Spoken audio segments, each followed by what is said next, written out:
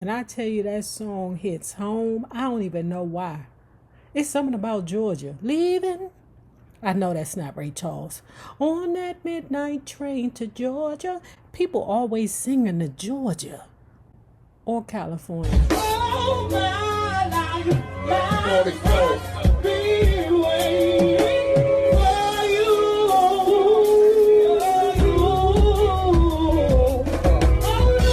Look how you do.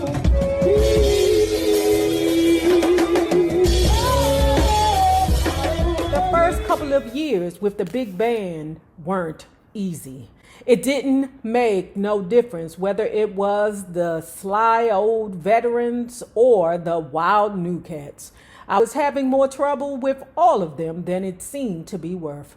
I struggled with it, putting up with lateness, drunkenness, rowdiness. But around 1963, I got fed up and decided to disband the whole bunch right in the middle of the season. Fuck it. That was my attitude. There were two really punctual cats in the band, though. Henderson Chambers, who we called Mr. Chambers, and Keg Johnson. And right after I decided to cancel the entire band, Keg took me aside and gave me a little talk. Brother Ray, you've worked your whole life to have a big band. Don't you think it's dumb to let 5 or 6 cats mess up the works? Now that don't make sense. Naturally, Keg was making sense. He was a good soul and he really turned me around. I decided instead to can the cats who were running wild and hire new people in their place. In essence, though, I formed a new band. Yeah, you ain't got time for that bullshit. So he making money, and with his money, he decided to buy a little plane. In the early 60s, our style of travel changed. For the first couple of years, I had a bus for the band. And then in 1963 or so, I switched over to a plane, a Martin piston-driven job, which we set up to seat 30 people or so. I love planes, and I figured everyone would be comfortable in one. They were safer than ground transportation, and they got us to the gigs faster. By 1963, we were all up in the air. That turned out to be a good move, and I've been going that way ever since. Later, I traded the Martin for a second-hand Viscount, and I've also been lucky enough to find superb pilots to fly for me. I'm strict as hell about how the cats act on the plane. No dope is allowed, and if anyone's caught, he's automatically fired. I believe in safety. Even leaving an empty half-pint bottle on a seat can be trouble.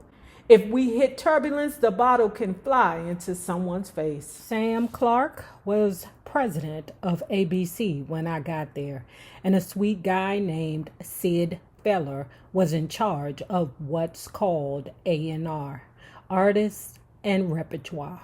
Sid became a friend of mine and one of my tightest musical associates. We still work together today, although both of us has long since left ABC. Our chemistry always clicks, and he's someone who understands the way I like to operate. When I joined ABC, I formed a publishing company and called it Tangerine, after my favorite fruit. Atlanta had handled my songs through their progressive publishing company, but once I switched labels, I decided to begin my own firm so I could keep the publishing profits myself. This was a good move, even though by 1961 I was writing fewer original songs and arrangements. I had always written out of necessity. Now, before I left my writing behind, though, I did an album for a new ABC Jazz subsidiary, Impulse. Ralph Burns and Quincy Jones wrote the charts for a big band, which included some of the heaviest cats around. The album was called Genius Plus Soul Equals Jazz. On this album, like so many others I'd soon record, I found myself in the fortunate position of being able to reconstruct bits and pieces from my childhood, from all those years spent listening to the jukebox at Mr. Pitt's and listening to the radio at school. On the Genius Hits the Road, I picked out 12 tunes for 12 states. Many people and some critics were surprised to see me doing Albany Bound. So I have to say it because for some reason, if I don't say it, you all won't do it. Bing bong, bing, bingity bong, bong, bing. Please remember to like, share, subscribe, and tip your favorite narrator via Cash App at $NayRob on YouTube.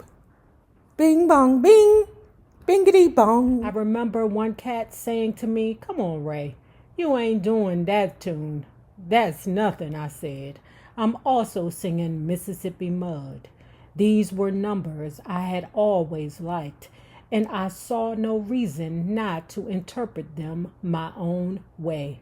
I had Ralph Burns write the charts, and one of the songs from that album, something I had heard Hoagy Carmichael do, became a tremendous hit and earned me a great deal of bread. That was Georgia on my mind. Georgia, Georgia. When I tell you that song hits home, I don't even know why. It's something about Georgia. Leaving? I know that's not Ray Charles. On that midnight train to Georgia. People always singing to Georgia or California. When I recorded it, I had no plans to release it as a single. That was something ABC did with my approval. I've never known a lady named Georgia other than Mr. Pitt's wife, and I wasn't dreaming of the state when I recorded the song, even though I was born there. It was just a beautiful romantic melody, and I still sing it most nights when I'm performing. There were other concept albums which struck some people as being funny. To me, though, they were just little jive ideas I wanted to try out. In 1960, just after The Genius Hits the Road, we did Dedicated to You. I also kept on producing singles with my small band. The big band wasn't put together till the last part of 1961. And my last small group, the one with 5 horns, did Sticks and Stones, Unchain My Heart, and Hit the Road Jack. I had first heard Betty the night I ran into the Cookies back in Philadelphia. She was singing with Hamp's band, and I was impressed. She's a hell of a singer. I like to compare her to Sarah Vaughan, which is like comparing Benny Goodman to Artie Shaw. Sarah's like Benny. She has unbelievable technique and deserves all the praise she's gotten. She's a master.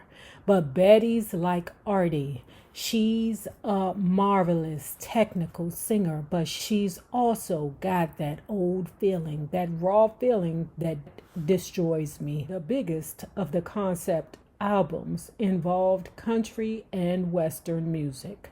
My contract was up for its 3-year renewal, and to my way of thinking, I had done well for ABC, meaning you niggas better let me sing this country and Western album, okay? Or I ain't gonna make you no more money.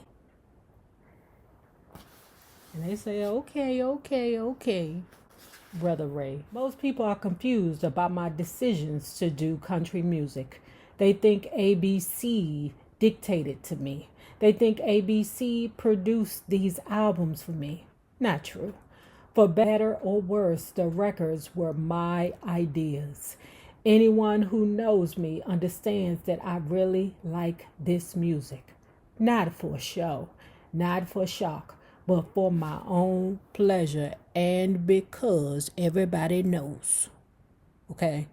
If you want to make some money, you sing to the hee-haws, okay? You put on your fucking cowboy boots, a cowboy hat, and you sing to the country. But why do you think Beyonce out here singing country? What's her name? Michelle, K. Michelle sang country. Everybody tries to sing country or gospel. After I Can't Stop Loving You, my royalties started mounting up. I was told that the tax consequences would be grave if I pulled my money out and treated it as income. So I followed the good advice of people around me, and I never touched it. In fact, all my record royalties at ABC just kept accumulating over there until the company and I went our separate ways in 1971. From time to time, I borrowed against these monies. In essence, I was borrowing against myself, but on paper, the loans were being given to ABC. You know how when you got a job and you got a 401k sitting over there, and they telling you that you got to borrow your own money, and you be like, what the hell am I putting this money in the 401k for? But it's what they do, girl. That's the mess they tell you, that you got to borrow your own money, and then you got to pay interest back to your own money, girl. It's a trip. Those people who got 401ks and took loans out on your own money because you either wanted to put some money down on your house or buy a car, or I don't know, any kind of emergency. It'd be a mess to me. How am I borrowing my own money and then I got to turn around and pay myself back? That's bullshit. From time to time, I borrowed against the monies. In essence, I was borrowing against myself, but on paper, the loans were being given to ABC. My interest rates were low. It's true. It'd be a low interest rate, about 4%. And that way I was able to do a few things later on, buy some property, build an office building and a house without disturbing the principal. I wasn't interested in lavish purchases. That's different for a Libra. That's different. Well, he got other, he got other luxuries that he want to do, like tie one off in the bathroom. I wasn't interested in lavish purchases. I was content to act like those royalties weren't even there. For the most part, I lived off the bread I made performing on the road. What did I really need? I could only sleep in one bed, eat one meal, and F one woman at a time. So I have to say it because for some reason, if I don't say it, you all won't do it. Bing bong, bing. Bingity bong bong bing. Please remember to like, share, subscribe, and tip your favorite narrator via Cash App at $NayRob on YouTube. Bing bong bing. Bingity bong. I've always been a loner. And a lot of money and fame didn't change that. So you see, I didn't go hog wild when my bread started to happen. And you can understand why I was content to let it rest over at ABC. I just didn't need it. My only habits were heroin and women. And I fixed those both where I could afford them in reasonable allotments. How? How is that? Because I'm like, how you got all these women? Are they just giving you the vagina for free? They know you got money right there. There's no way in hell I'm going to lay down with a man that got bitches and shoot dope for free. Child, these women is crazy. I had climbed through years of hit records before this.